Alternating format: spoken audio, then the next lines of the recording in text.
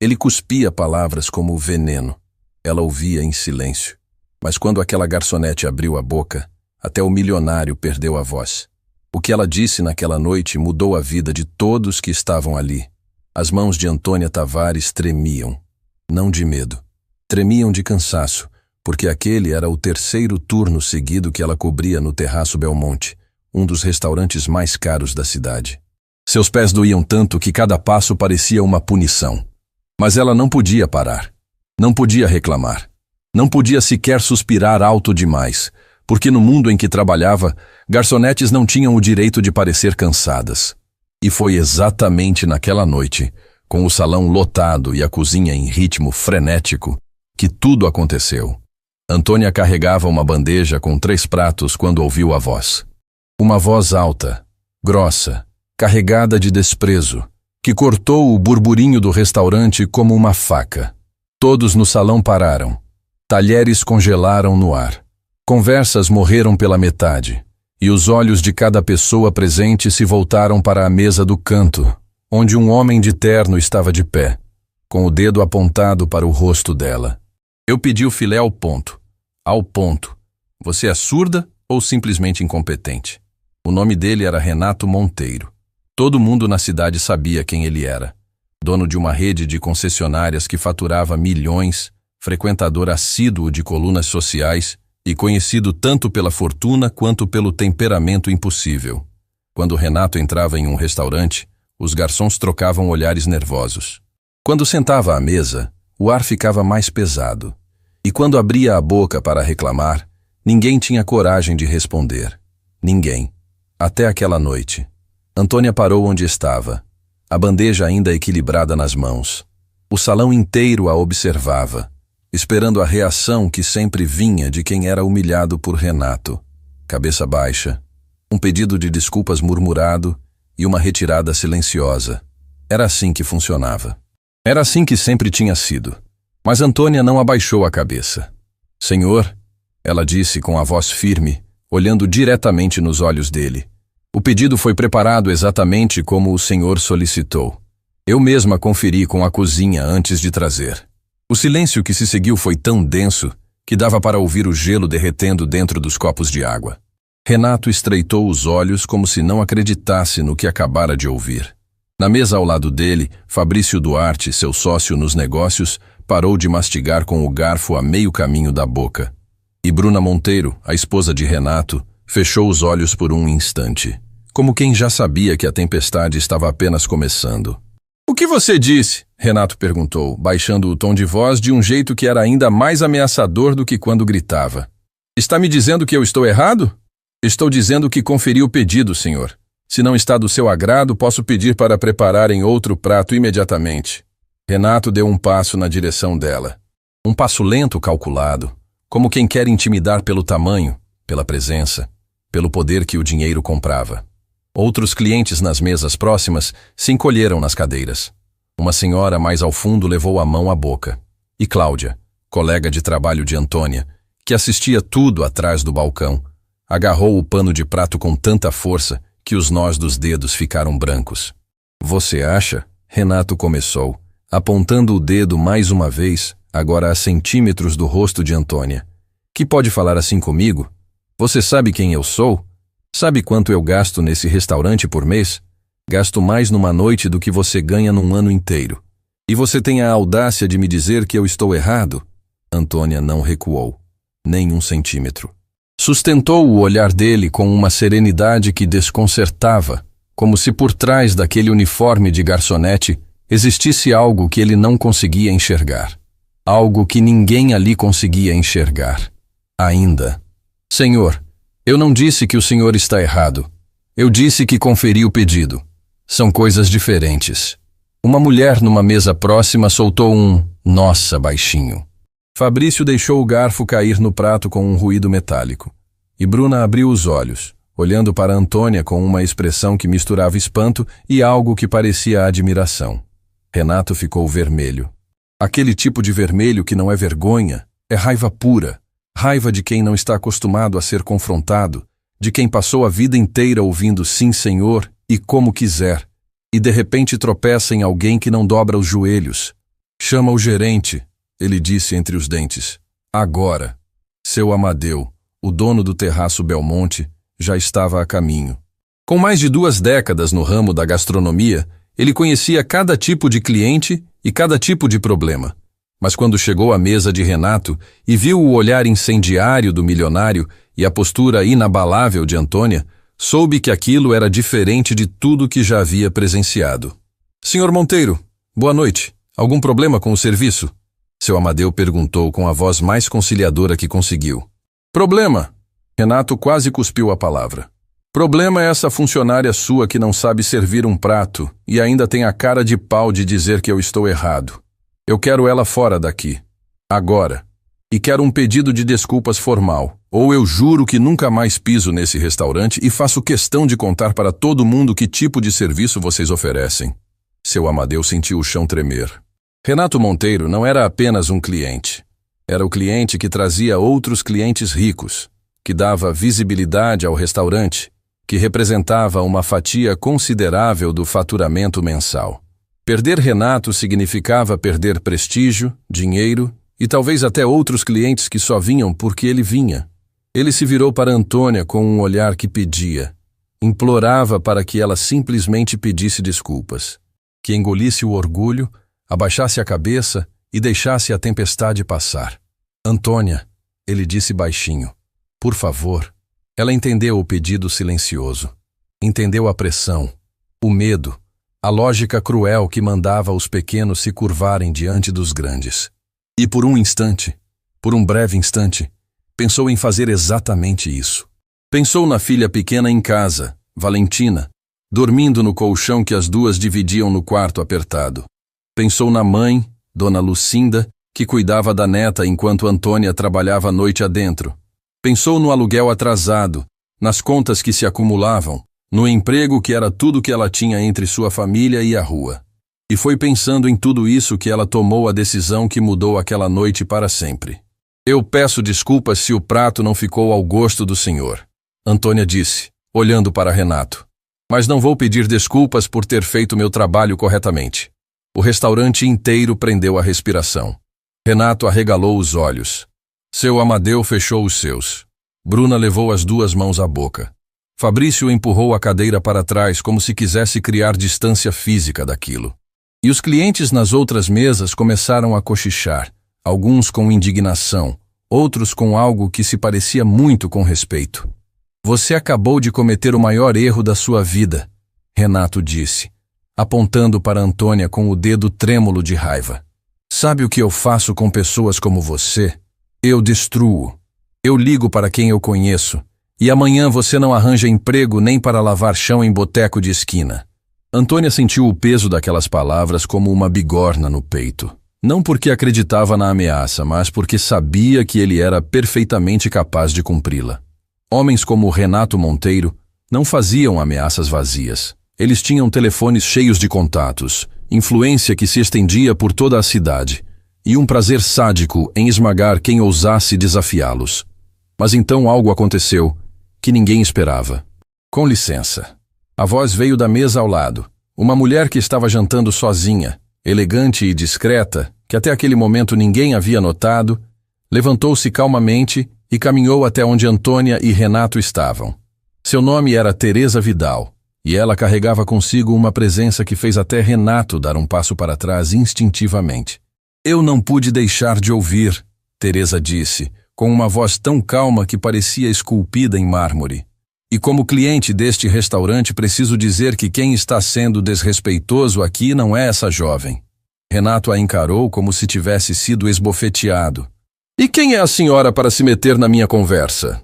Alguém que está jantando tranquilamente e teve a refeição interrompida pelo espetáculo que o senhor está dando, Teresa respondeu sem alterar o tom. O senhor está gritando com uma trabalhadora que está fazendo o trabalho dela. Se o prato não veio como queria, peça outro. Mas não precisa humilhar ninguém para isso. Uma salva de palmas tímida começou numa mesa ao fundo. Depois outra. E outra. Em segundos, metade do restaurante aplaudia.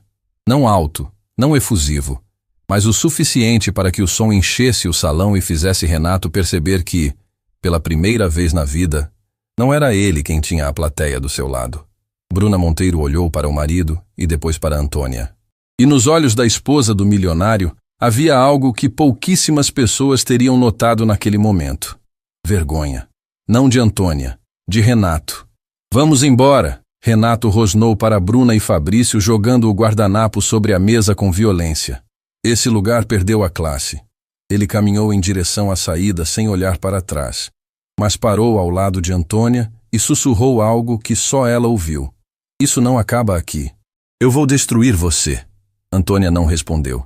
Apenas ficou parada, de pé, no meio do salão, com a bandeja ainda nas mãos e o coração batendo tão forte que parecia querer sair do peito. As palmas foram morrendo. Os clientes voltaram aos seus pratos. E o restaurante, aos poucos, retomou seu ritmo normal, como se nada tivesse acontecido. Mas algo tinha acontecido. Cláudia correu até Antônia assim que Renato saiu. Você ficou louca? Aquele homem pode acabar com a sua vida. Ele pode tentar. Antônia respondeu sem emoção na voz. Mas por dentro, estava despedaçando. Seu Amadeu se aproximou com uma expressão de quem não sabia se abraçava ou demitia Antônia. Você sabe o que ele pode fazer com esse restaurante, não sabe? Sei, e sinto muito por isso, seu Amadeu. Mas eu não ia pedir desculpas por algo que não fiz. O velho restaurateur a olhou por um longo momento.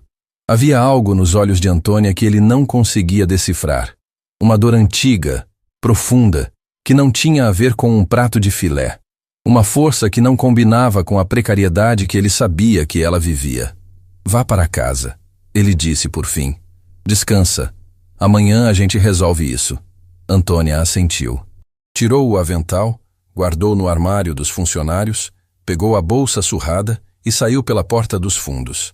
A noite estava fria e ela não tinha casaco.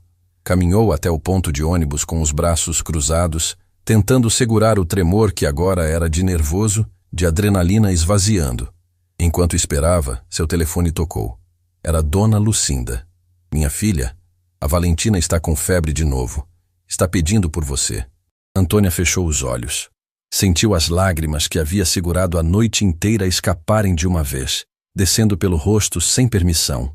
Ali, sozinha naquele ponto de ônibus, sem ninguém olhando, sem plateia, sem holofotes, ela finalmente deixou a dor sair. Eu já estou indo, mãe, ela disse com a voz embargada. Fala para ela que a mamãe já está indo. Desligou. Enxugou o rosto com as costas da mão. E ficou ali, olhando para o nada, pensando em como o mundo podia ser tão injusto. Pensando em como um homem que tinha tudo achava que podia tirar o pouco que ela tinha. Pensando em Valentina, que precisava de remédio, de médico, de coisas que Antônia mal conseguia pagar. O ônibus chegou. Ela subiu, sentou no banco do fundo e encostou a cabeça na janela. A cidade passava do lado de fora como um borrão de luzes e sombras. O que Antônia não sabia, o que ninguém naquele restaurante sabia, é que Teresa Vidal não era apenas uma cliente qualquer. A mulher que havia se levantado para defendê-la naquela noite era uma das pessoas mais influentes do país. E ela não tinha parado de pensar em Antônia desde o momento em que a viu de pé, sozinha, enfrentando um homem que todos temiam. Teresa estava sentada no banco traseiro de seu carro, sendo levada para casa pelo motorista, quando pegou o celular e fez uma ligação. Marcelo, sou eu. Preciso que você descubra tudo sobre uma garçonete que trabalha no Terraço Belmonte. O nome dela é Antônia. Quero saber quem ela é, de onde veio e por que ela tem a postura de alguém que já enfrentou coisa muito pior do que um homem gritando. Do outro lado da linha, Marcelo Fonseca, seu assistente pessoal, anotou cada palavra. Teresa, ele disse curioso. O que essa garçonete fez para chamar a sua atenção? Teresa olhou pela janela do carro com um meio sorriso que misturava admiração e tristeza. Ela ficou de pé, Marcelo. Enquanto todo mundo ao redor dela se curvava, ela ficou de pé. Na mesma hora, do outro lado da cidade, Renato Monteiro entrava em seu escritório particular, ligava o computador e começava a fazer exatamente o que havia prometido. Ligou para o primeiro contato da lista, depois para o segundo, depois para o terceiro. Um por um foi espalhando o nome de Antônia como quem espalha veneno, garantindo que nenhum restaurante, nenhum bar, nenhum estabelecimento da cidade a contratasse. "Eu quero essa garçonete na rua", ele disse ao último contato da noite. Sem emprego, sem referência, sem chance. Desligou o telefone, serviu-se de um copo de uísque e olhou pela janela do escritório, lá do alto do prédio que levava seu nome. "Quem ela pensa que é?", murmurou para si mesmo. "Amanhã ela vai aprender que ninguém me desafia." Mas Renato Monteiro não sabia de duas coisas naquela noite. Não sabia que Teresa Vidal já havia colocado engrenagens muito maiores que as dele em movimento. E não sabia que Antônia Tavares guardava um segredo. Um segredo que, quando viesse à tona, não apenas destruiria tudo que ele estava tentando fazer contra ela, mas colocaria a própria vida de Renato de cabeça para baixo. Porque aquela garçonete que ele havia jurado destruir não era apenas uma garçonete. E o que ela escondia era capaz de abalar os alicerces de tudo que Renato Monteiro havia construído. Antônia chegou em casa quando a madrugada já tinha engolido o resto da noite. O ônibus demorou mais do que o normal, e ela precisou caminhar as últimas quadras quase correndo, com o peito apertado e o nome de Valentina martelando na cabeça a cada passo.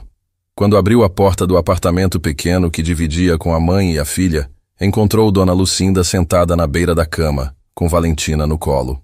A menina estava encolhida, com o rosto encostado no peito da avó, respirando rápido demais. "Ela piorou faz umas 2 horas", Dona Lucinda disse baixinho sem tirar os olhos da neta. "A febre não cede. Já dei o remédio que tinha, mas não fez efeito." Antônia largou a bolsa no chão, ajoelhou ao lado da cama e colocou a mão na testa da filha. Estava queimando. O tipo de febre que faz o estômago de uma mãe revirar, que transforma cada segundo em desespero. "Mamãe chegou, meu amor", ela sussurrou, acariciando os cabelos de Valentina. "Mamãe está aqui." Valentina abriu os olhos devagar. Estava fraca, mas quando viu Antônia, esticou os bracinhos e se agarrou ao pescoço da mãe com toda a força que o corpinho cansado conseguia reunir. "Não vá embora de novo", Valentina murmurou com a voz fininha. "Fica comigo." Antônia mordeu o lábio com tanta força que sentiu o gosto de ferro. Abraçou a filha, fechou os olhos e jurou para si mesma que não ia chorar na frente dela. Não ia. Não podia. Precisava ser forte porque Valentina precisava de uma mãe forte, não de uma mãe derrotada. "Eu não vou a lugar nenhum", Antônia disse com a voz mais firme que conseguiu fabricar. "Vamos cuidar de você, tá bom? Mamãe vai dar um jeito." Dona Lucinda olhou para a filha e leu nos olhos dela tudo o que Antônia tentava esconder. O cansaço, o medo, a angústia de quem sabe que precisa levar a filha ao médico, mas não sabe como vai pagar. "Aconteceu alguma coisa no trabalho?" Dona Lucinda perguntou. Antônia hesitou.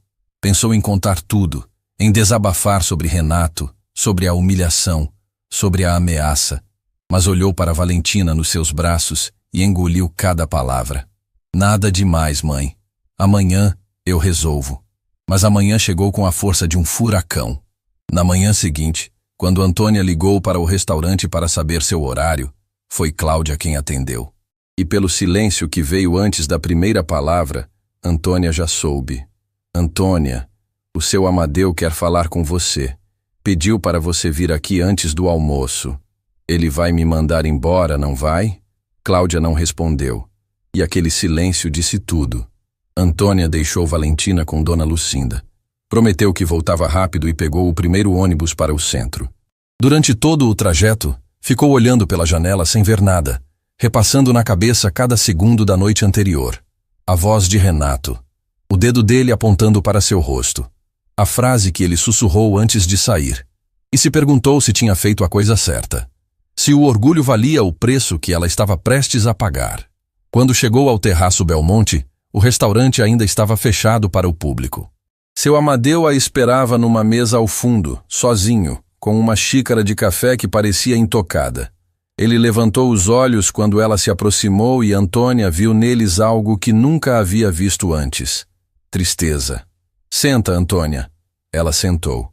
Seu Amadeu esfregou o rosto com as 2 mãos antes de falar. "Eu recebi 8 ligações essa manhã. 8.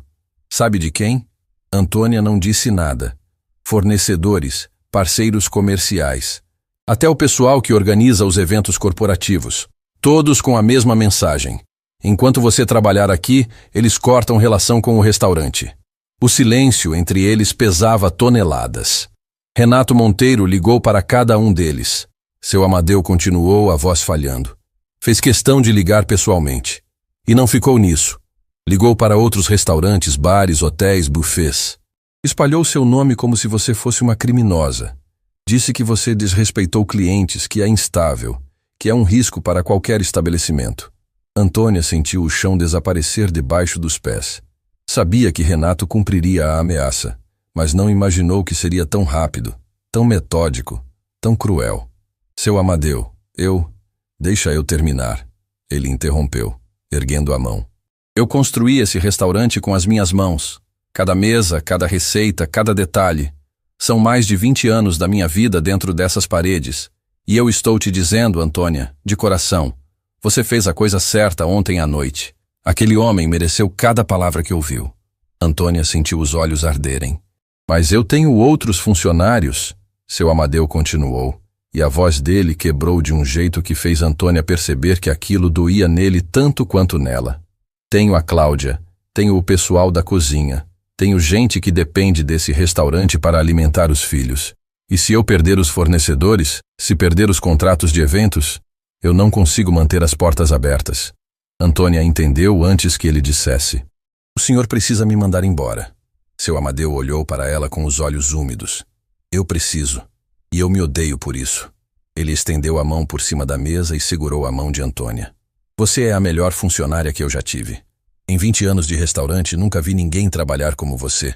Nunca vi ninguém tratar os clientes como você trata. E nunca em toda a minha vida vi alguém ter a coragem que você teve ontem. Antônia deixou uma lágrima cair. Só uma. Depois respirou fundo, apertou a mão do velho e se levantou. Obrigada, seu Amadeu, por tudo. Ele não conseguiu responder. Apenas acenou com a cabeça, enquanto Antônia caminhava em direção à porta.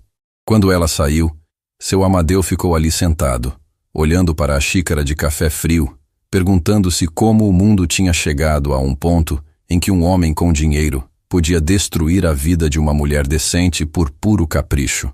Antônia saiu do restaurante e caminhou sem rumo. Não pegou o ônibus.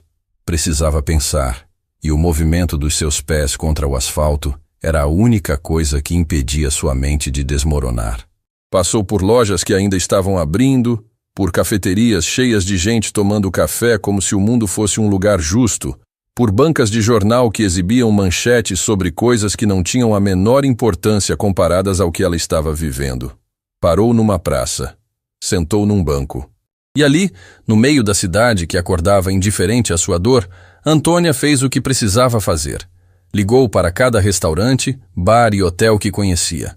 A primeira ligação foi para o Sabor Imperial. Não estamos contratando. O gerente desligou antes que ela pudesse sequer dizer seu nome completo. A segunda foi para o Jardim de Cristal. Infelizmente, suas referências não são compatíveis com nosso padrão. Referências. A palavra soou como um tapa.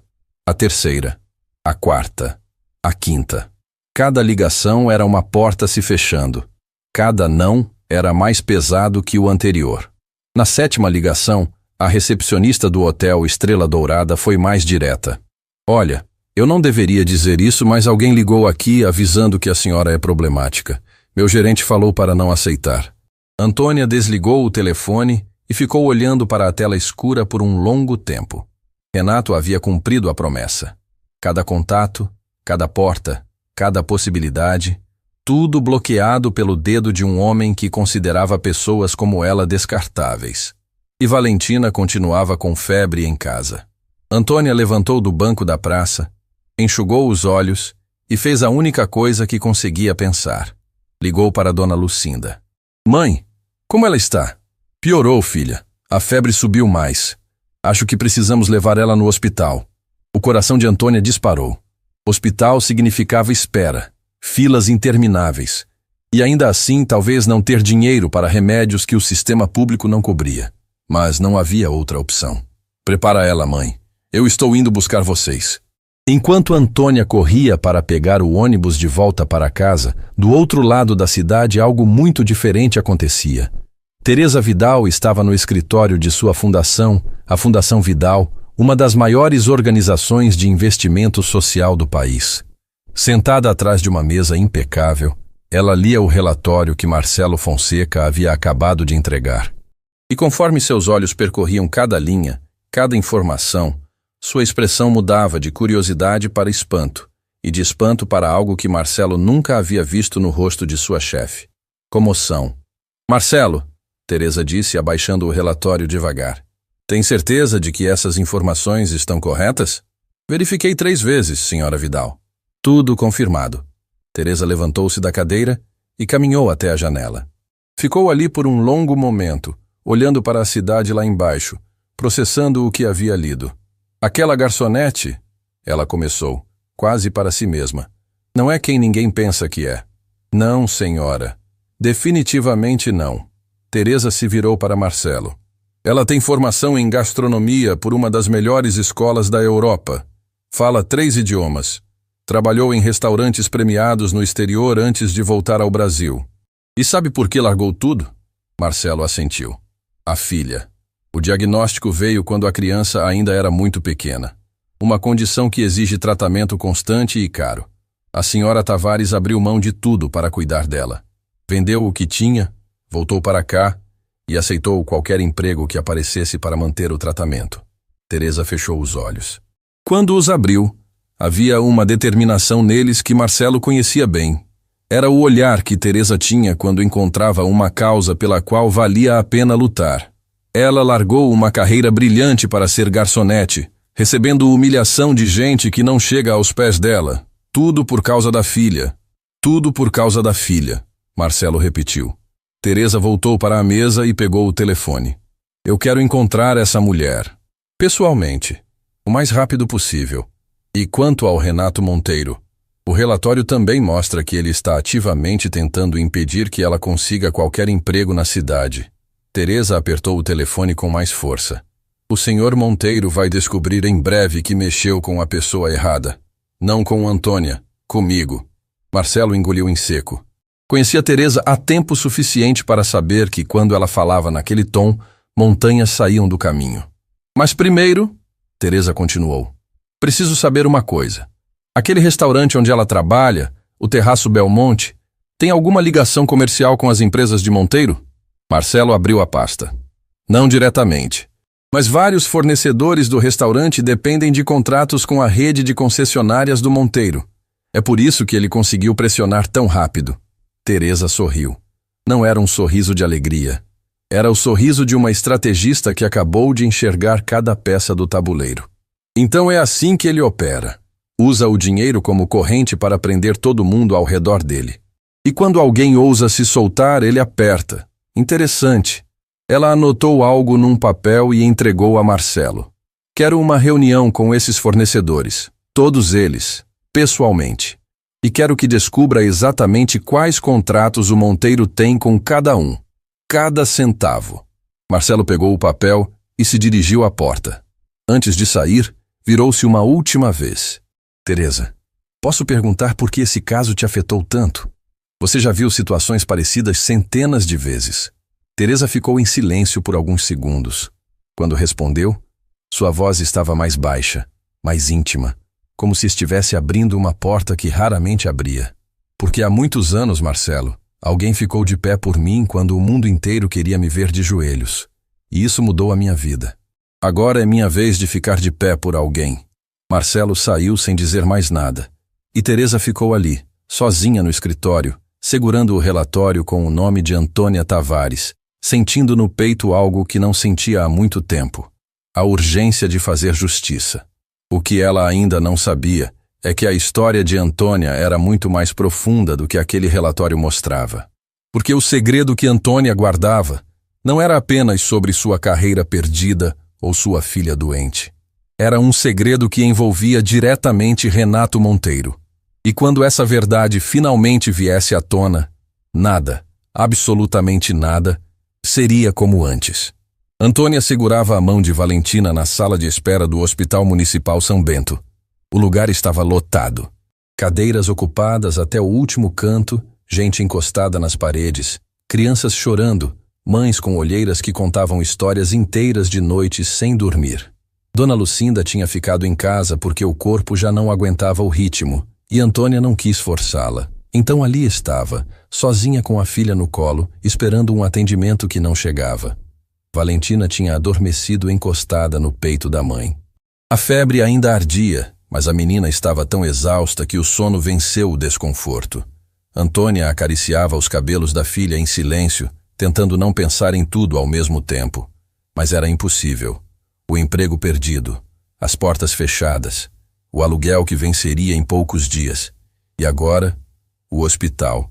Tavares? Valentina Tavares? Antônia se levantou depressa e carregou a filha até o consultório.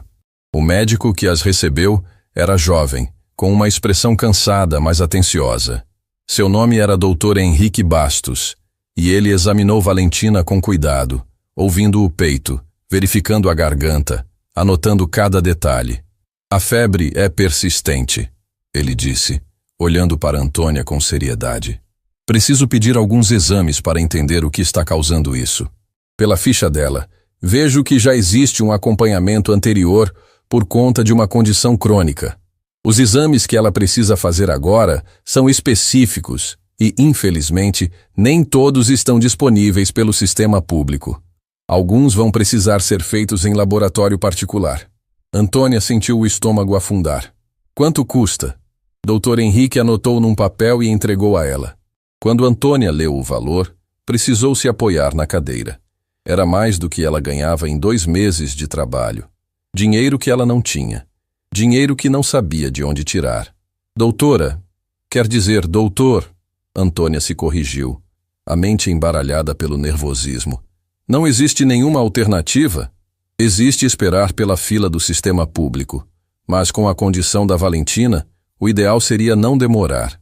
Eu não quero alarmar a senhora, mas também não posso ser irresponsável e dizer que pode esperar sem consequências. Antônia olhou para Valentina, que dormia no banco do consultório, alheia a tudo. Tão pequena, tão frágil e, ao mesmo tempo, tão forte. Aquela menina nunca reclamava. Nunca pedia nada além da presença da mãe. E era exatamente isso que tornava tudo mais doloroso, porque Valentina merecia o mundo, e Antônia mal conseguia oferecer o básico. Eu vou dar um jeito, Antônia disse, mais para si mesma do que para o médico. Eu sempre dou um jeito. Saiu do hospital com Valentina nos braços e o papel com o valor dos exames dobrado no bolso como uma sentença. Caminhou até o ponto de ônibus e ficou ali, olhando para o horizonte, tentando montar um plano com peças que não encaixavam. Foi quando o telefone tocou. Um número desconhecido. Antônia quase não atendeu. Estava cansada de más notícias, mas algo a fez deslizar o dedo na tela. Antônia Tavares? Sou eu. Meu nome é Marcelo Fonseca. Eu trabalho com a senhora Teresa Vidal. A senhora tem um momento para conversar? Antônia franziu a testa. O nome Teresa Vidal ecoou na memória como algo distante. Levou alguns segundos para conectar. A mulher do restaurante. A que se levantou, a que enfrentou Renato Monteiro por ela. Sim, pode falar. A senhora Vidal gostaria de se encontrar com a senhora. Pessoalmente. Pode ser ainda hoje? Antônia olhou para Valentina dormindo no seu ombro. Olhou para o papel dos exames no bolso. Olhou para a rua movimentada à sua frente. E pensou que não tinha absolutamente nada a perder. Onde? Marcelo deu o endereço. Antônia reconheceu a região. Era um dos bairros mais nobres da cidade, onde ficavam escritórios de empresas que ela só conhecia de nome. Combinaram o horário para o fim daquela tarde. Antônia voltou para casa. Deixou Valentina com Dona Lucinda, trocou de roupa e pegou 2 ônibus até o endereço que Marcelo havia indicado. Quando desceu na frente do edifício da Fundação Vidal, ficou parada na calçada por quase 1 minuto, olhando para o prédio imponente. Uma parte dela queria entrar, outra queria sair correndo. Entrou. A recepcionista a guiou até o último andar. As portas do elevador se abriram e Antônia se viu num ambiente que parecia de outro universo. Tudo era amplo, iluminado, com obras de arte nas paredes e janelas enormes que mostravam a cidade inteira lá embaixo. E no centro de tudo, sentada numa poltrona ao lado de uma mesa de café, estava Teresa Vidal.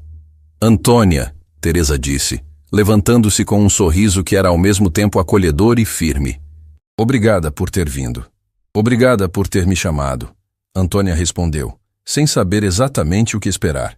Mas eu preciso ser sincera. Não entendo por que a senhora quer me ver. Teresa apontou para a poltrona à frente. Senta. E pode me chamar de Teresa. Antônia sentou. As mãos no colo, os ombros tensos, o coração acelerado. Teresa a observou por um momento antes de começar. Eu vou ser direta, Antônia, porque acho que você é o tipo de pessoa que prefere verdades a rodeios. Eu vi o que aconteceu no restaurante. Vi aquele homem gritar com você. Vi todo mundo ao redor abaixar a cabeça. E vi você ficar de pé. Aquilo me marcou. Eu só fiz o que achava certo. Exatamente. E é por isso que estou aqui. Porque depois daquela noite, eu pedi ao Marcelo que descobrisse quem você é. Não por curiosidade vazia, mas porque a sua postura me disse que havia algo muito maior por trás daquela garçonete. Antônia sentiu o corpo inteiro enrijecer. O que ele descobriu? Teresa inclinou-se para a frente. Que você estudou gastronomia na escola Bela Vista, em Lyon, que fala francês, inglês e espanhol, que trabalhou em restaurantes premiados em 3 países diferentes, e que largou tudo, absolutamente tudo, para voltar ao Brasil e cuidar da sua filha. Antônia engoliu em seco. Fazia tanto tempo que alguém reconhecia quem ela realmente era. Tinha passado tanto tempo sendo invisível, sendo só a garçonete, só a moça do avental, que ouvir suas conquistas em voz alta doía como uma ferida reaberta. Isso foi outra vida, Antônia disse com a voz embargada. Hoje eu sou só uma mãe tentando manter a filha saudável. Você nunca foi só alguma coisa, Antônia. E é exatamente isso que eu quero conversar. Teresa explicou. A Fundação Vidal estava desenvolvendo um projeto inédito. Um programa de capacitação gastronômica para mulheres em situação de vulnerabilidade.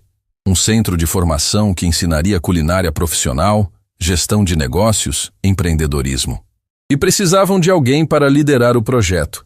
Alguém que conhecesse o mundo da gastronomia de elite, mas que também entendesse a realidade de quem luta para sobreviver. Alguém que tivesse vivido nos 2 lados. Eu passei meses procurando o perfil certo, Teresa disse. E naquela noite, no terraço Belmonte, encontrei. Antônia ficou em silêncio. As palavras de Teresa giravam na sua cabeça como um redemoinho. Era grande demais, inesperado demais, bonito demais para ser real. Teresa, eu agradeço, de verdade, mas eu preciso ser honesta. Minha filha está doente, precisa de exames que eu não consigo pagar. Minha cabeça agora está nisso, não sei se consigo pensar em mais nada. Teresa não hesitou. Quanto custam os exames?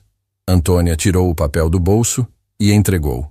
Teresa leu o valor e colocou o papel na mesa com a mesma naturalidade de quem lê uma conta de café. Marcelo vai ligar para o laboratório da fundação. Valentina faz os exames amanhã, sem custo nenhum. E se precisar de acompanhamento, temos convênio com o Hospital Vitória Regia. Antônia abriu a boca, mas nenhuma palavra saiu. O queixo tremeu. Os olhos encheram. E ali, naquele escritório elegante, diante de uma mulher que conhecia há menos de 2 dias, Antônia Tavares chorou como não chorava há muito tempo. Não de tristeza, de alívio. Daquele tipo de choro que vem quando você passou tanto tempo segurando o peso sozinha que no momento em que alguém estende a mão, o corpo simplesmente desmorona. Teresa se levantou, sentou ao lado de Antônia e colocou a mão no ombro dela. Não disse nada. Apenas ficou ali, em silêncio, deixando Antônia sentir o que precisava sentir. Quando Antônia conseguiu falar, olhou nos olhos de Teresa e disse algo que Teresa jamais esqueceria. Ninguém nunca ficou do meu lado assim. Nunca. Desde que voltei para o Brasil, foi sempre eu sozinha. Eu e a minha mãe. Eu e a minha filha. E eu contra o resto.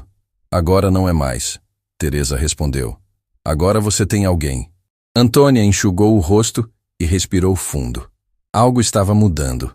Ela conseguia sentir. Como uma porta se abrindo depois de anos trancada. Mas na mesma hora em que essa porta se abria para Antônia, do outro lado da cidade, outra porta se fechava com violência. Bruna Monteiro estava trancada no banheiro da mansão dos Monteiro, sentada no chão frio, com o telefone nas mãos e lágrimas escorrendo em silêncio. Tinha acabado de ouvir Renato se gabar no escritório, pelo viva voz, de como tinha destruído a vida de uma garçonete que ousou enfrentá-lo. "Ninguém me enfrenta e sai ileso", ele disse ao telefone rindo. "Essa mulher vai aprender o que acontece quando se mete com gente grande." Bruna apertou o telefone contra o peito. Pensou na garçonete do restaurante, na postura firme dela, na dignidade daquela mulher diante de um homem que Bruna conhecia melhor do que ninguém. Um homem que com o mundo era poderoso, mas que dentro de casa era algo que ninguém imaginava. Ela abriu os contatos do celular e procurou um nome que não discava há muito tempo. Seus dedos tremiam. Sabia que se fizesse aquela ligação, não teria volta. Sabia que estava prestes a cruzar uma linha que mudaria tudo. Mas Bruna também sabia de um segredo. O mesmo segredo que Antônia guardava. E sabia que, mais cedo ou mais tarde, esse segredo explodiria. Respirou fundo. Apertou o botão de ligar. E do outro lado da linha, uma voz atendeu. "Delegacia Central, boa noite." A ligação de Bruna Monteiro para a Delegacia Central durou menos de 1 minuto. Ela pediu para registrar uma denúncia e a atendente explicou que seria necessário comparecer pessoalmente para formalizar o procedimento. Bruna agradeceu, desligou e ficou sentada no chão do banheiro por um tempo que pareceu uma eternidade. Sabia que o que estava prestes a fazer mudaria tudo. Não apenas a vida de Renato, a dela, a de Antônia, a de pessoas que nem imaginavam estar envolvidas naquela teia. Mas a cena do restaurante não saía da sua cabeça. A garçonete de pé, firme, enfrentando o marido dela com uma dignidade que Bruna não conseguia ter dentro da própria casa. Aquela imagem tinha acendido algo que estava adormecido dentro dela há anos. A coragem de parar de fingir. Na manhã seguinte, enquanto Renato saía para mais um dia de negócios como se nada no mundo pudesse tocá-lo, Bruna fez algo que nunca havia feito. Entrou no escritório particular dele. A porta estava trancada, como sempre, mas Bruna sabia onde ele guardava a chave reserva. Conhecia cada canto daquela mansão melhor do que Renato imaginava, porque mulheres que vivem com medo aprendem a observar tudo em silêncio. Abriu a gaveta do fundo, aquela que Renato mantinha trancada com cadeado. Usou a chave menor que havia encontrado anos atrás no bolso de um paletó que ele mandou para a lavanderia. Dentro da gaveta, encontrou o que procurava.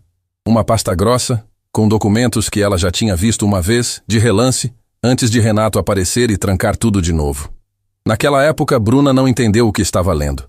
Agora, depois de anos convivendo com as mentiras do marido, entendia perfeitamente. Eram contratos, registros bancários, e no meio de tudo, um nome que fez seu coração disparar. Tavares. Não era o nome de Antônia. Era o nome do marido dela, Rafael Tavares. Bruna sentou na cadeira do escritório com as mãos tremendo. A história que aqueles papéis contavam era a história que Renato havia enterrado com dinheiro, advogados e influência. Uma história que começou anos antes, quando Rafael Tavares era um jovem chefe de cozinha promissor que havia acabado de abrir seu próprio restaurante com um empréstimo bancário. O restaurante se chamava Alma Viva e ficava num ponto disputado do centro da cidade. O problema é que aquele ponto também era disputado por outra pessoa, Renato Monteiro. Renato queria aquele terreno para abrir uma nova concessionária. Ofereceu dinheiro a Rafael. Rafael recusou. Ofereceu mais. Rafael recusou de novo. O restaurante era o sonho dele, o projeto de uma vida inteira, e nenhuma quantia seria suficiente para fazê-lo desistir. Então Renato fez o que sempre fazia quando alguém dizia não. Destruiu. Os documentos na pasta mostravam tudo. Renato usou seus contatos no sistema financeiro para pressionar o banco que havia concedido o empréstimo a Rafael. O empréstimo foi reclassificado. As taxas de juros subiram de forma inexplicável. Cobranças antecipadas começaram a chegar. E em questão de meses, Rafael Tavares, que nunca havia atrasado uma parcela sequer, se viu afogado em uma dívida que crescia como uma doença. O restaurante fechou. Rafael perdeu tudo. A dívida consumiu as economias da família. E o peso daquela destruição foi tão grande, tão sufocante, que Rafael adoeceu. Não de uma doença que se vê por fora, de uma que corrói por dentro. A angústia, a humilhação, a sensação de ter perdido a razão de viver, tudo aquilo, a dor foi crescendo com o tempo.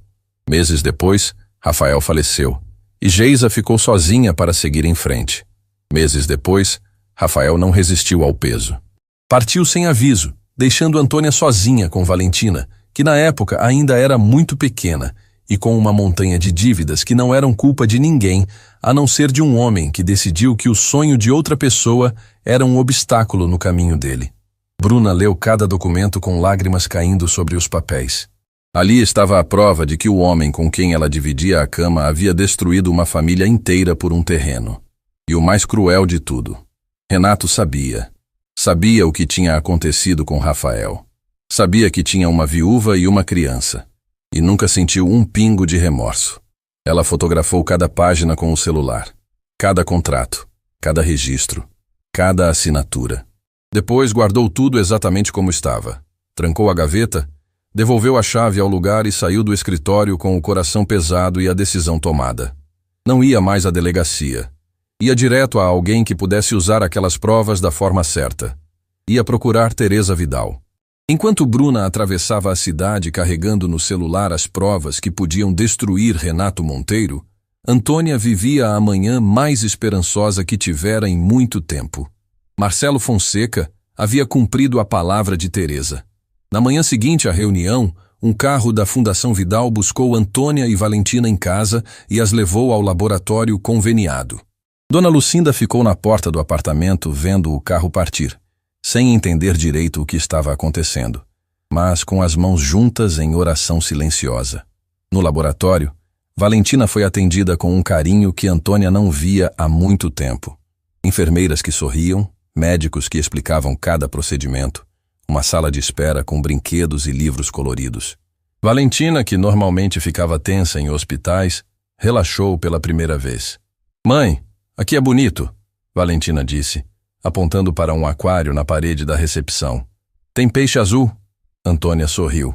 Um sorriso que nasceu tão fundo que quase a assustou, porque fazia tempo que seus lábios não se curvavam assim, espontaneamente, sem esforço.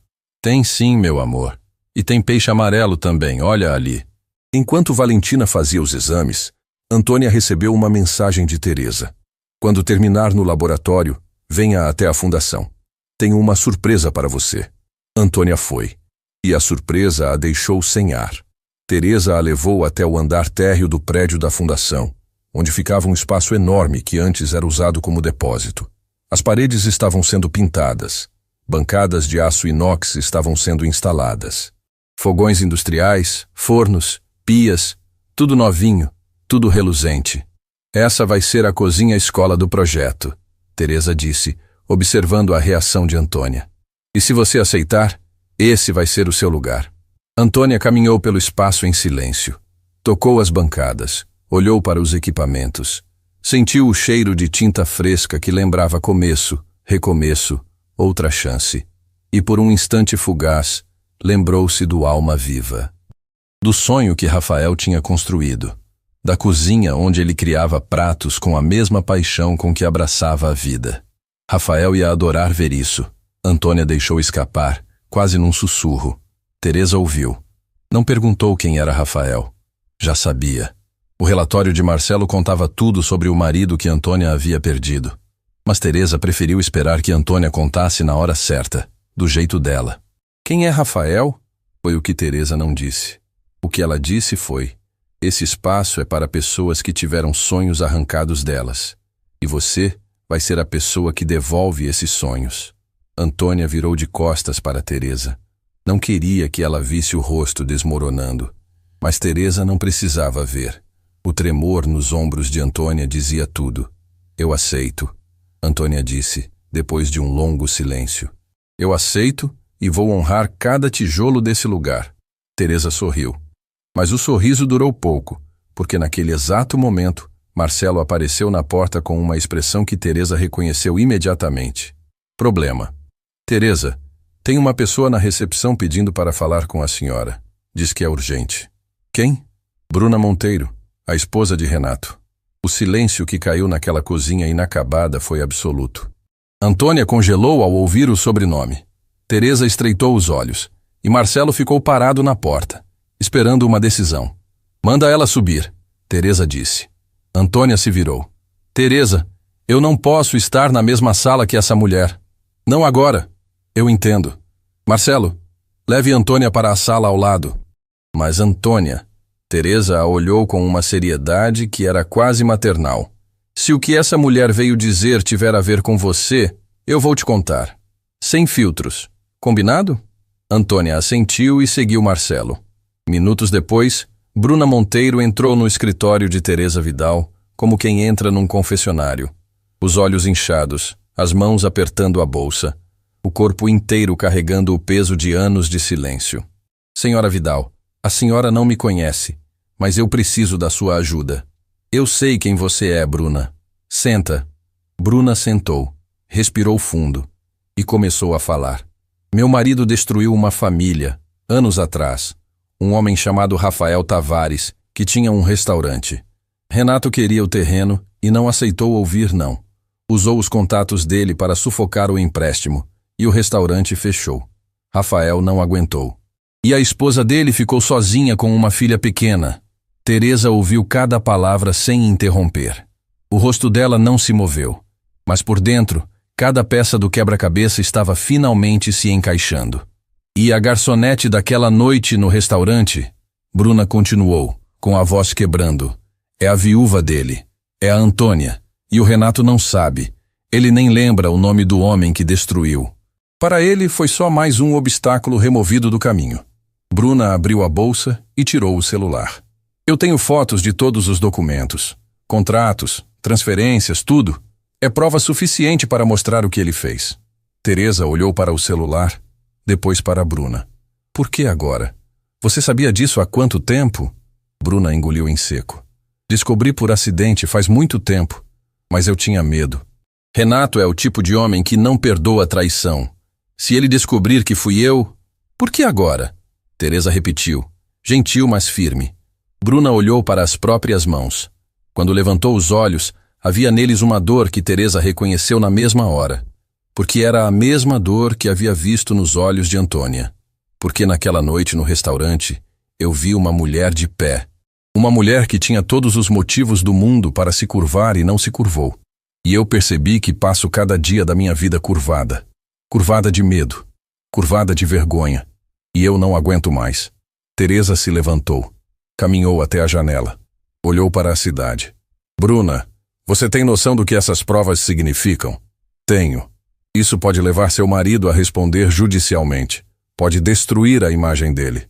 Pode destruir o império dele. Eu sei. E mesmo assim quer seguir em frente? Bruna levantou o queixo. E pela primeira vez desde que entrara naquele escritório, sua voz saiu sem tremer. Ele destruiu a vida de um homem bom. Transformou uma mulher com futuro brilhante numa garçonete que trabalha 3 turnos para pagar remédio da filha, e ainda gritou na cara dela como se ela não fosse ninguém. Eu sou muita coisa, senhora Vidal, mas cúmplice disso eu não sou mais. Teresa virou-se para Bruna com o olhar de quem acabou de encontrar a última peça de um tabuleiro. Marcelo, ela chamou. Liga para a doutora Silvana Rocha. Diz que eu preciso da melhor advogada do país. Hoje. Na sala ao lado, encostada na parede com os olhos fechados, Antônia não conseguia ouvir a conversa. Mas sentia. No fundo do peito, sentia que algo enorme estava prestes a acontecer. Algo que tinha a ver com o passado que ela havia tentado enterrar. Com Rafael. Com o sonho que lhes foi roubado.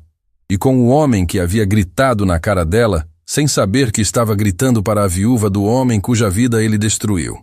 Teresa esperou até o dia seguinte para contar a Antônia, não por estratégia, por humanidade.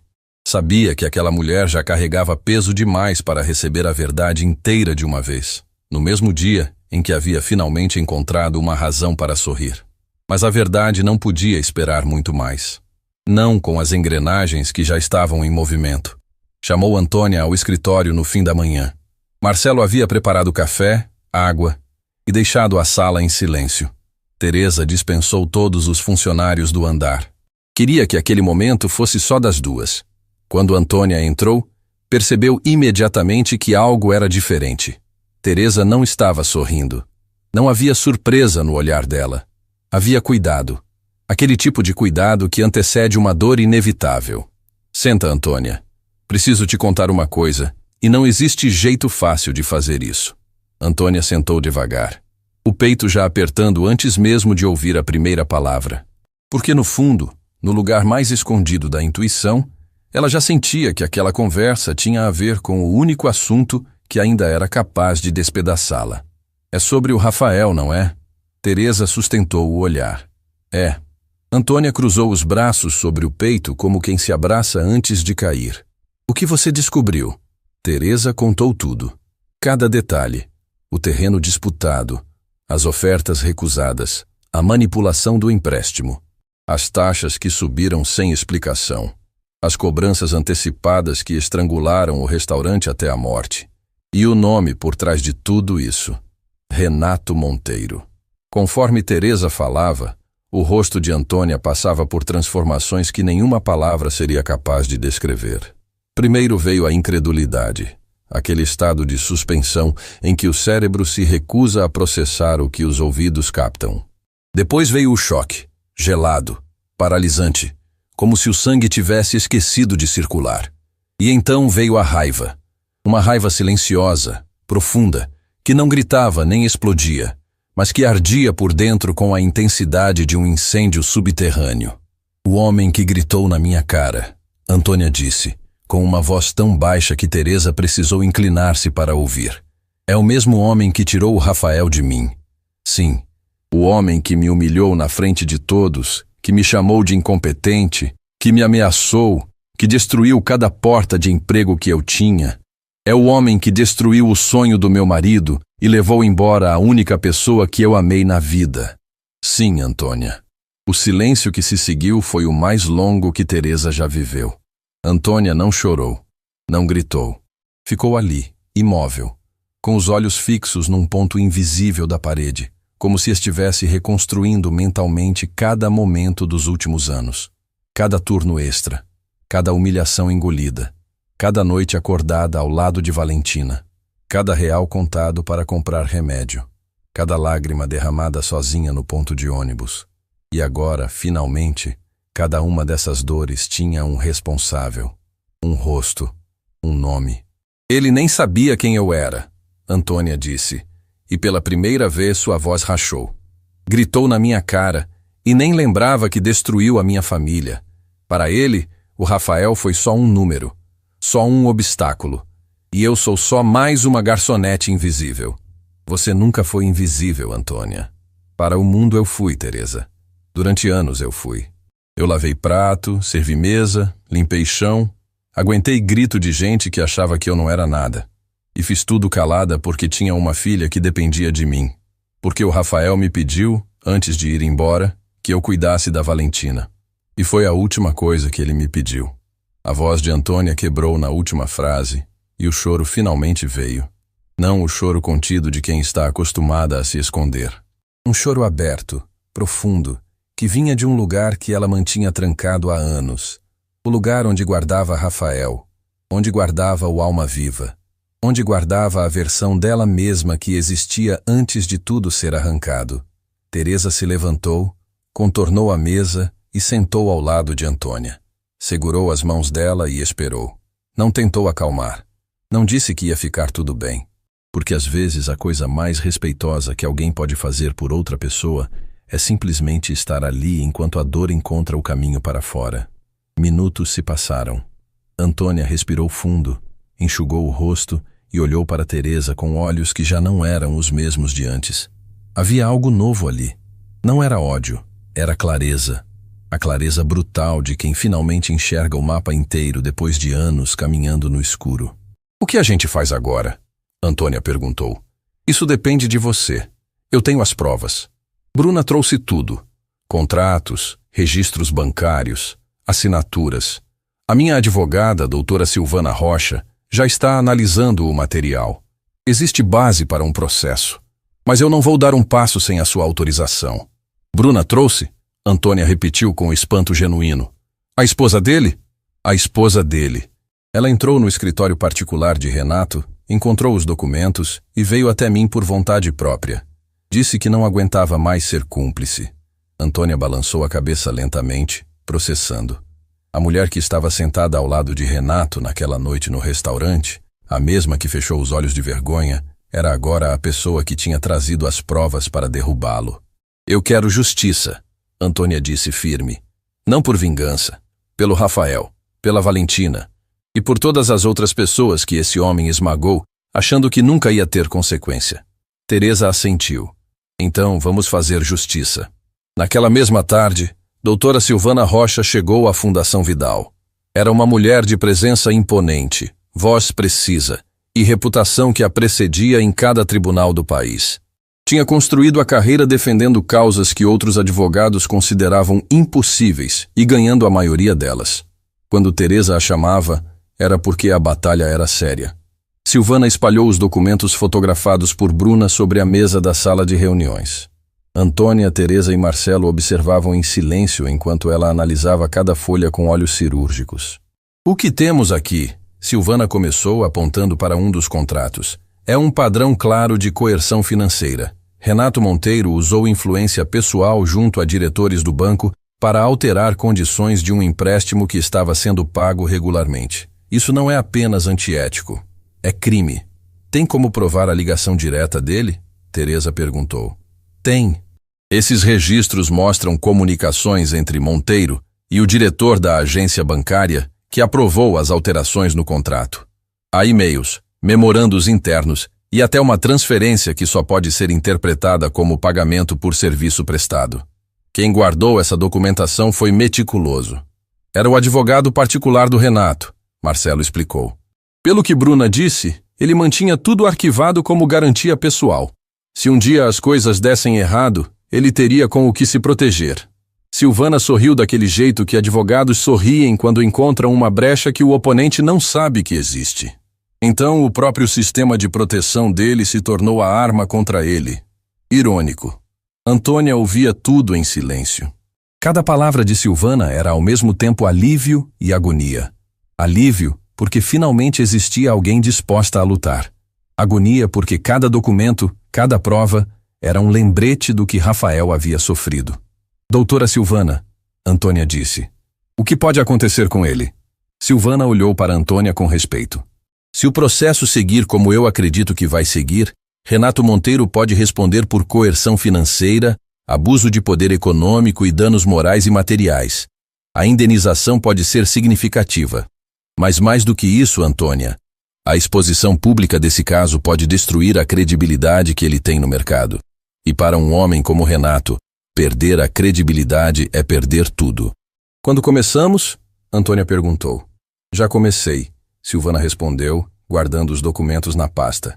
A petição inicial fica pronta em poucos dias. Mas eu preciso de uma coisa sua, Antônia. Preciso que você conte a sua história. Toda ela. Desde o começo. Desde o Alma Viva até aquela noite no restaurante. Porque é a sua história que vai colocar alma nesse processo. Documentos provam o crime. Mas é a sua voz que vai fazer o juiz entender o tamanho do estrago. Antônia concordou. E naquela tarde, sentada numa sala da Fundação Vidal, contou tudo pela primeira vez. Contou sobre como conheceu Rafael numa feira gastronômica. Sobre como se apaixonaram pela cozinha e um pelo outro ao mesmo tempo. Sobre o sonho do Alma Viva, construído tijolo por tijolo com as economias de uma vida inteira. Sobre as noites em que ficavam até de madrugada testando receitas, rindo, planejando o futuro. Contou sobre o dia em que Renato apareceu pela primeira vez. A oferta arrogante. A recusa de Rafael. E como, a partir dali, tudo começou a desmoronar. As cartas do banco. As cobranças impossíveis. O desespero nos olhos de Rafael, quando percebeu que não havia saída. Contou sobre as noites em que Rafael não conseguia dormir. Sobre o apetite que desapareceu. Sobre o brilho que foi sumindo dos olhos dele, como uma luz sendo apagada devagar. Sobre a manhã em que acordou e percebeu que ele já não estava mais ali. E entendeu que a vida dela tinha mudado para sempre. Silvana anotava tudo. Teresa ouvia com os olhos marejados. Marcelo, que era normalmente inabalável, precisou sair da sala por um momento. Depois que o Rafael se foi, Antônia continuou com a voz trêmula, mas inteira. Eu prometi 2 coisas para ele. A primeira foi cuidar da Valentina com tudo que eu tivesse. A segunda foi nunca deixar ninguém me colocar de joelhos. Porque o Rafael passou os últimos tempos de joelhos e eu vi o que isso fez com ele. Eu vi a vida saindo dele um pouco por dia e jurei que comigo seria diferente. E foi, Teresa disse.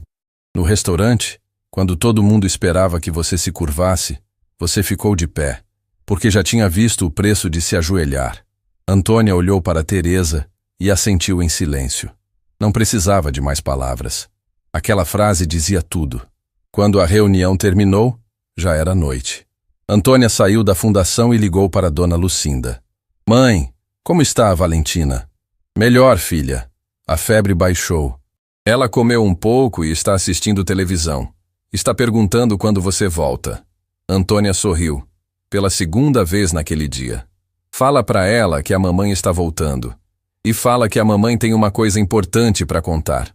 Desligou e caminhou até o ponto de ônibus. A mesma rua, o mesmo trajeto de sempre.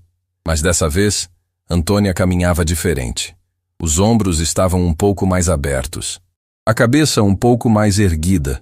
Não porque a dor tinha ido embora. A dor ainda estava ali.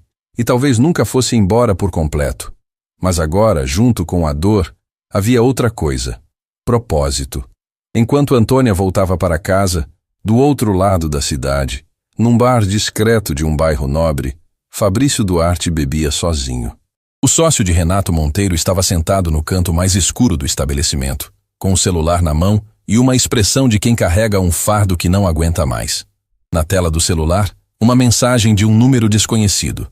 Uma mensagem que ele havia lido 7 vezes e que fazia suas mãos suarem cada vez mais. Sabemos o que aconteceu com o restaurante Alma Viva. Sabemos do seu envolvimento. Em breve todos saberão. E Fabrício largou o celular na mesa e esfregou o rosto. Porque Renato não tinha agido sozinho na destruição de Rafael Tavares. Fabrício estava lá. Fabrício sabia. Fabrício tinha ajudado. E agora, alguém sabia disso. O telefone tocou. Era Renato. Fabrício olhou para a tela por longos segundos. O nome do sócio piscando na luz do celular como um aviso. Se atendesse, continuaria preso àquela teia. Se não atendesse, Renato saberia que algo estava errado. Atendeu. Fabrício, preciso de você amanhã cedo no escritório. Temos um problema. Que tipo de problema? A voz de Renato, pela primeira vez desde que Fabrício o conhecia, não estava furiosa. Estava com medo. Alguém está mexendo na nossa história, Fabrício. Alguém que sabe coisas que ninguém deveria saber. Fabrício Duarte não dormiu. Passou a noite inteira sentado na sala do seu apartamento, com a mensagem anônima brilhando na tela do celular como uma sentença. Releu cada palavra dezenas de vezes, tentando descobrir quem sabia, como sabia e quanto sabia, mas não conseguia pensar com clareza. A culpa que ele havia enterrado durante anos agora subia pela garganta como algo que o corpo se recusa a manter dentro. Porque Fabrício não era apenas o sócio de Renato. Era o homem que havia apresentado Renato ao diretor do banco que manipulou o empréstimo de Rafael Tavares. Na época, Fabrício convenceu a si mesmo de que era apenas um favor entre empresários, uma movimentação de mercado como tantas outras. Mas quando soube que o restaurante havia fechado, quando ouviu pelos corredores que o dono tinha adoecido e partido, algo dentro de Fabrício rachou. E ele passou os anos seguintes fingindo que aquela rachadura não existia. Agora, alguém havia encontrado a rachadura e enfiado uma cunha nela. Na manhã seguinte, Fabrício foi ao escritório de Renato como combinado. Encontrou o sócio andando de um lado para o outro atrás da mesa, com o telefone grudado na orelha e a expressão de um animal encurralado. Estou te dizendo, Osvaldo, eu preciso saber quem está levantando informações sobre mim. Renato gritava ao telefone. Alguém contratou o investigador, alguém está fuçando nos meus contratos antigos. Descobre quem é e me liga. Desligou e olhou para Fabrício. Senta. Fabrício sentou, as mãos suando frio apoiadas nos joelhos. Alguém está cavando o passado, Renato disse, jogando o celular na mesa. Não sei quem, não sei porquê, mas estão mexendo em coisas que deveriam estar enterradas. Aquela história do terreno, do restaurante, você sabe do que estou falando. Fabrício sabia. Sabia melhor do que Renato imaginava. O que você quer que eu faça? Fabrício perguntou, tentando manter a voz firme. Quero que você ligue para o Sérgio, nosso advogado, e peça para ele blindar tudo. Todos os contratos daquela época, todos os registros. Se alguém vier com acusação, a gente precisa ter uma defesa pronta. Fabrício assentiu mecanicamente. Mas enquanto Renato continuava falando sobre estratégias de defesa e possíveis inimigos, a mente de Fabrício estava em outro lugar. Estava naquela noite no restaurante, quando viu Antônia de pé, enfrentando Renato. Estava no rosto daquela garçonete, na postura inabalável dela. E agora que sabia quem ela era, porque a mensagem anônima não apenas acusava, mas também revelava que a garçonete era a viúva de Rafael, Fabrício sentia o peso daquele olhar como nunca antes. Ele tinha ajudado a destruir a família daquela mulher. E depois, sentado à mesa do restaurante, assistiu Renato gritar na cara dela como se ela não fosse ninguém. Fabrício, você está me ouvindo? Renato interrompeu. Estou. Vou ligar para o Sérgio. Saiu do escritório com passos apressados, mas não ligou para o advogado. Entrou no carro, ficou parado no estacionamento por vários minutos com as mãos no volante e então fez algo que nunca imaginou fazer. Pegou o celular e digitou uma resposta para o número desconhecido que havia enviado a mensagem. Quem é você e o que quer de mim? A resposta veio em segundos. Alguém que está te dando a chance de ficar do lado certo antes que seja tarde demais. Fundação Vidal. Pergunte por Teresa. Fabrício ficou olhando para a tela. A Fundação Vidal. Teresa Vidal. O nome ecoava como algo que ele deveria conhecer, mas que nunca havia prestado atenção. Porque homens como Fabrício e Renato não prestavam atenção em fundações sociais. Não prestavam atenção em nada que não tivesse cifrão na frente. Mas agora, Fabrício precisava prestar atenção. Porque a alternativa era afundar junto com Renato. Ligou o carro e dirigiu até a Fundação Vidal. Enquanto Fabrício atravessava a cidade em direção ao encontro que mudaria o rumo de tudo, Antônia estava sentada na sala de espera do laboratório conveniado com Valentina. Os resultados dos exames tinham ficado prontos e a médica responsável, doutora Estela Campos, pediu para conversar pessoalmente. Antônia segurava a mão de Valentina com força. A menina brincava com um livrinho de colorir que havia ganhado da enfermeira, alheia à tempestade que girava dentro da mãe. Senhora Tavares, a doutora chamou da porta do consultório. Antônia entrou com Valentina e sentou na cadeira em frente à mesa. Doutora Estela tinha um jeito calmo de falar, cuidadoso, como quem escolhe cada palavra para não machucar mais do que o necessário. Os exames confirmaram o que já suspeitávamos. A condição da Valentina está ativa e precisa de acompanhamento intensivo. A boa notícia é que, com o tratamento adequado, o prognóstico é positivo. Crianças respondem bem quando o protocolo é iniciado a tempo. E a má notícia? Antônia perguntou. Porque mães que já passaram por tudo aprendem a perguntar primeiro pela sombra. O tratamento é contínuo. São consultas regulares, exames periódicos e medicação específica. Pelo convênio da Fundação Vidal, boa parte está coberta, mas vai exigir dedicação e presença constante.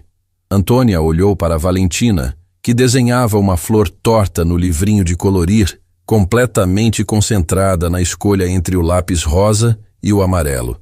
Tão pequena, tão inocente, tão alheia ao preço que a vida cobrava só para que ela pudesse existir em paz. Eu vou estar presente, Antônia disse, sem hesitar. Cada consulta, cada exame, tudo. Doutora Estela sorriu. Eu acredito na senhora, e acredito que a Valentina vai ficar bem. Quando saíram do consultório, Antônia se abaixou e abraçou a filha no meio do corredor. Valentina, sem entender o motivo do abraço tão apertado, apenas retribuiu com os bracinhos e disse: Mãe, eu desenhei uma flor para você. Tem as cores do arco-íris, mas faltou o azul porque o lápis quebrou. Antônia riu e chorou ao mesmo tempo. É a flor mais bonita que eu já vi, meu amor. Naquela mesma tarde, na Fundação Vidal, 3 situações convergiram ao mesmo tempo de um jeito que nem Teresa poderia ter planejado. Primeiro, Fabrício Duarte chegou à recepção e pediu para falar com Teresa Vidal. Marcelo, surpreso ao reconhecer o nome do sócio de Renato, consultou Teresa antes de liberá-lo. Manda ele subir, Teresa disse, com a mesma calma cirúrgica de sempre. Mas avisa a Silvana para estar presente. Segundo, Antônia chegou à fundação para uma reunião sobre o projeto da cozinha-escola e foi encaminhada para a sala de planejamento no andar de baixo, sem saber quem estava no andar de cima. E terceiro, doutora Silvana Rocha chegou com a petição inicial do processo contra Renato Monteiro pronta para revisão. Teresa olhou para Marcelo e disse: às vezes o destino tem um senso de timing que nenhum estrategista consegue replicar. Fabrício entrou no escritório de Teresa com a aparência de quem não dormia há dias. Silvana estava sentada numa poltrona ao canto, com a pasta do processo no colo, observando cada movimento dele. Senhor Duarte, Teresa começou, sem oferecer café, sem sorrisos, sem cortesias. O senhor sabe por que está aqui? Sei. Alguém me mandou uma mensagem dizendo que sabe o que aconteceu com o restaurante Alma Viva e dizendo para procurar a senhora. E o senhor veio. O que isso me diz sobre o senhor? Fabrício engoliu em seco. Que eu estou cansado de carregar isso. Teresa inclinou a cabeça. Carregar o quê, exatamente? E então Fabrício fez o que não fazia há anos. Falou a verdade. Contou como apresentou Renato ao diretor do banco. Como sabia que a intenção era sufocar o empréstimo.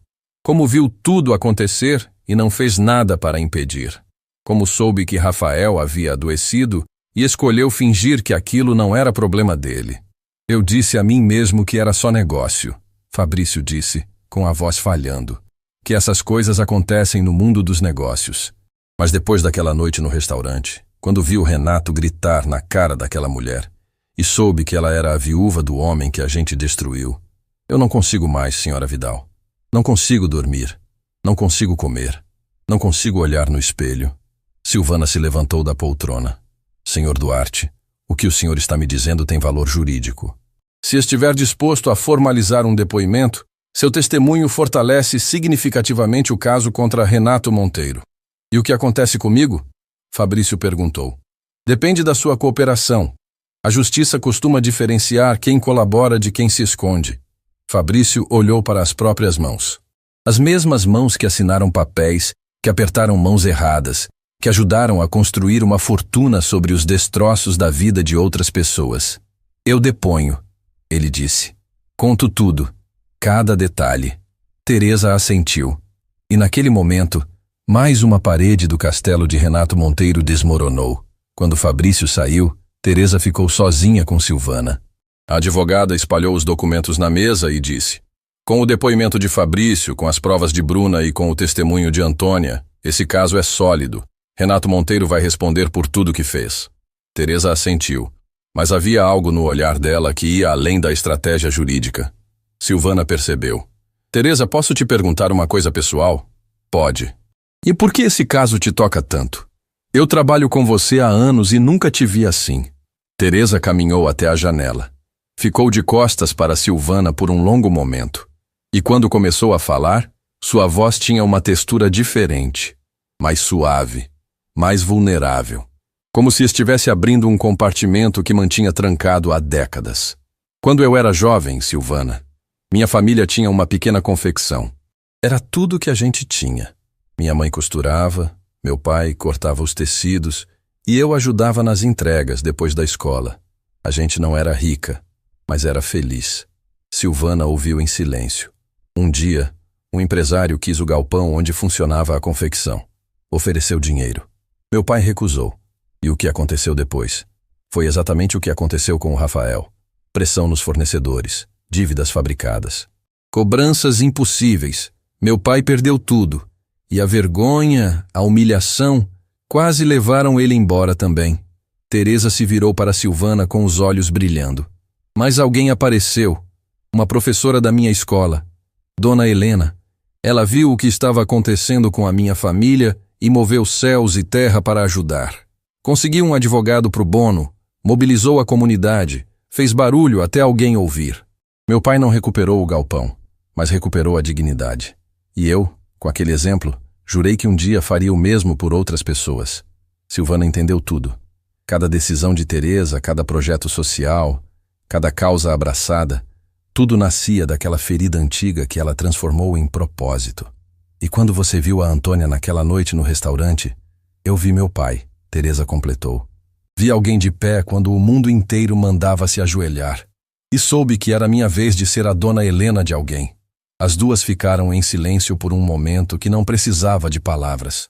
Depois, Teresa endireitou os ombros, enxugou os olhos com as costas da mão e voltou a ser quem o mundo conhecia. Uma mulher de aço com coração de carne. Silvana, protocola a petição. Fabrício vai formalizar o depoimento amanhã, e eu quero uma audiência o mais rápido possível. E quanto ao Renato? Quando ele souber do processo, vai reagir. Eu conto com isso, Teresa disse. Homens como ele, quando são encurralados, cometem erros, e o erro que ele cometer vai ser o último. Naquela noite, Antônia colocou Valentina para dormir e sentou ao lado da cama da filha, observando a respiração tranquila de quem finalmente estava medicada e cuidada. Dona Lucinda apareceu na porta do quarto com uma caneca de chá e sentou ao lado da filha. Você está diferente, Antônia, Dona Lucinda disse baixinho. Diferente como mãe. Diferente de um jeito bom. Parece que você encontrou alguma coisa que tinha perdido. Antônia olhou para Valentina dormindo. Pensou em Rafael. No sorriso dele quando inaugurou o Alma Viva. Na forma como ele segurava Valentina no colo e dizia que ela era o prato mais perfeito que a vida tinha criado. Eu encontrei, mãe. Encontrei o motivo para parar de sobreviver e começar a viver de novo. Dona Lucinda segurou a mão da filha. E as duas ficaram ali, no silêncio daquele quarto pequeno, sentindo que algo grande se aproximava. Algo que Antônia ainda não conseguia ver por inteiro, mas que sentia com cada fibra do corpo. Porque em poucos dias ela estaria cara a cara com Renato Monteiro mais uma vez. Não num restaurante, não como garçonete, mas como a mulher que ele nunca deveria ter subestimado. O dia da audiência chegou sem aviso. Como chegam todas as coisas que mudam uma vida para sempre. Antônia acordou antes do sol nascer, sentou na beira da cama e ficou ouvindo a respiração de Valentina, que dormia tranquila ao lado. A febre não tinha voltado desde o início do tratamento. A menina estava comendo melhor, rindo mais, desenhando flores em cada pedaço de papel que encontrava. E aquela melhora silenciosa era a prova de que, quando alguém estende a mão na hora certa, milagres acontecem sem fazer barulho. Dona Lucinda apareceu na porta do quarto com uma caneca de café. Está pronta, filha? Antônia olhou para a mãe. Estou. Pela primeira vez em muito tempo, estou pronta. Teresa enviou um carro para buscar Antônia. Durante o trajeto, Antônia olhou pela janela e pensou em Rafael. No sorriso dele. Na forma como ele dizia que cozinhar era um ato de amor, porque ninguém prepara uma refeição para alguém que não ama. Pensou no Alma Viva. Nas paredes que ele pintou com as próprias mãos. Nas mesas que escolheu uma por uma. No cardápio que escreveu e reescreveu até cada prato contar uma história. Hoje é por você, Rafa. Ela sussurrou para a janela. Eu prometi que ficaria de pé. E fiquei. O tribunal ficava numa região central da cidade que Antônia conhecia de passagem, mas nunca de perto. Era um edifício imponente, com escadarias largas e portas que pareciam ter sido feitas para lembrar a qualquer pessoa que ali dentro as palavras tinham peso. Na entrada, Teresa a esperava ao lado de Silvana Rocha. Marcelo Fonseca estava um pouco atrás, com uma pasta de documentos e a postura de quem havia preparado cada detalhe.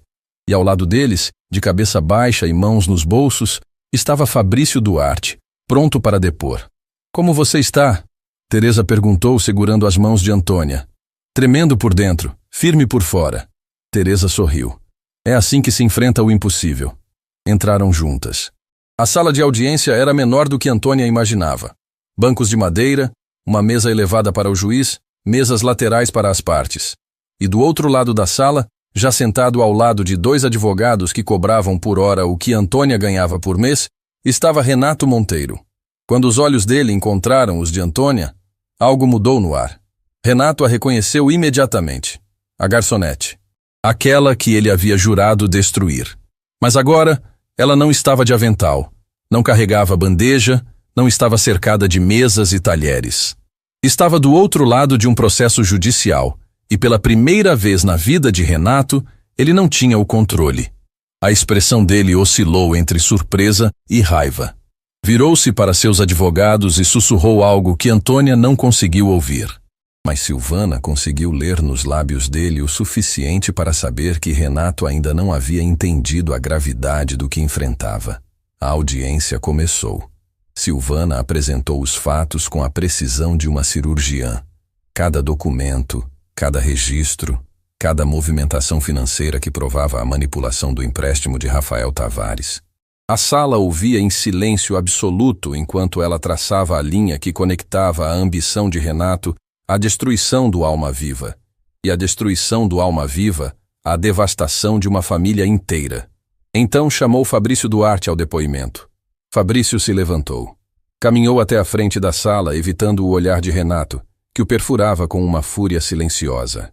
Sentou, ajeitou o microfone e, com a voz trêmula, mas decidida, contou tudo.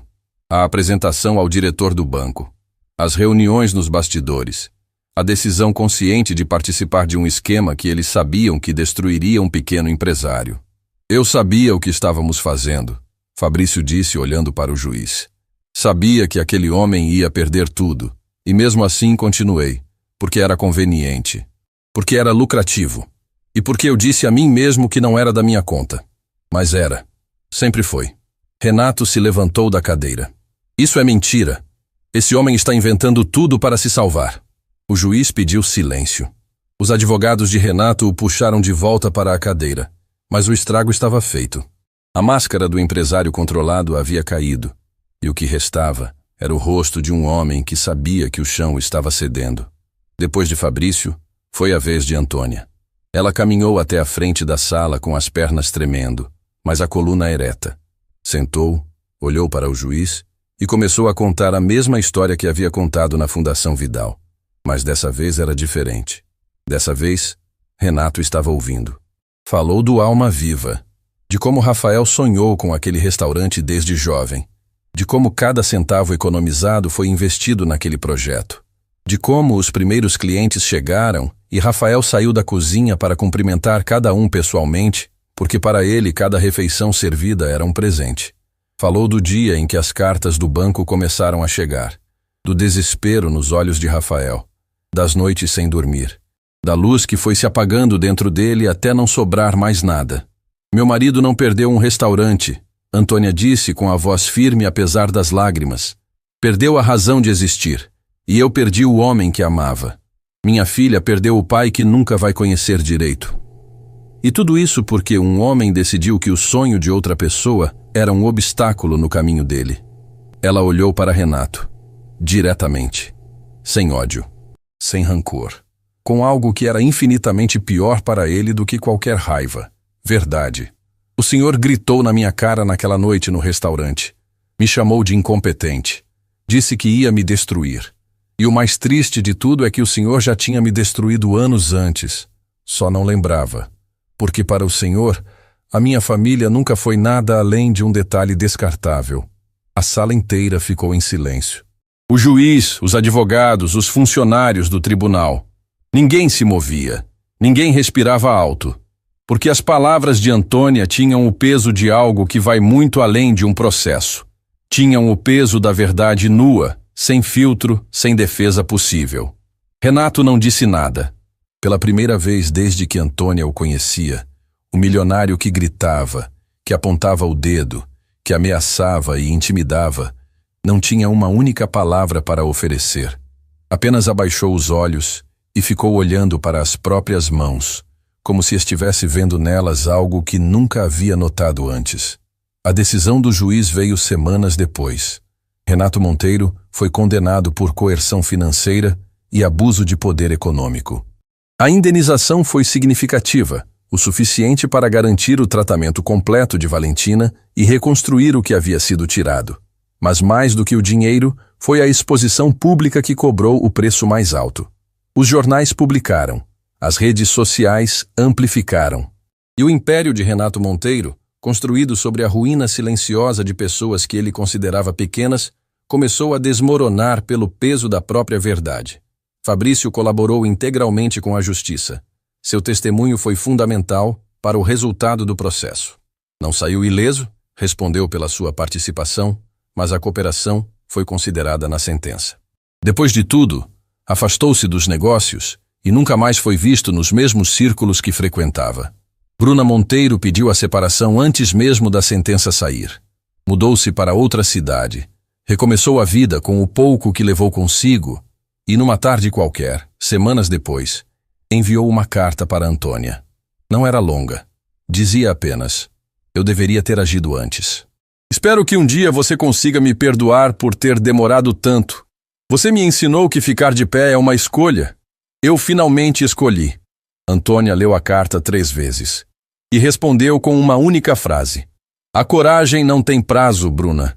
O que importa é que você se levantou. A cozinha-escola da Fundação Vidal ficou pronta num dia ensolarado que parecia ter sido encomendado. Teresa organizou a inauguração com a simplicidade que Antônia havia pedido. Nada de discursos longos ou cerimônias grandiosas. Apenas as mulheres que seriam as primeiras alunas, a equipe da fundação e as pessoas que fizeram aquele momento possível. Seu Amadeu foi convidado e aceitou no mesmo instante. Trouxe Cláudia consigo, que ao ver Antônia coordenando aquele espaço enorme, com bancadas reluzentes e fornos que perfumavam o ambiente com o cheiro de pão fresco, abraçou a antiga colega e chorou sem conseguir parar. Eu sempre soube que você era grande demais para aquele restaurante, Cláudia disse entre soluços.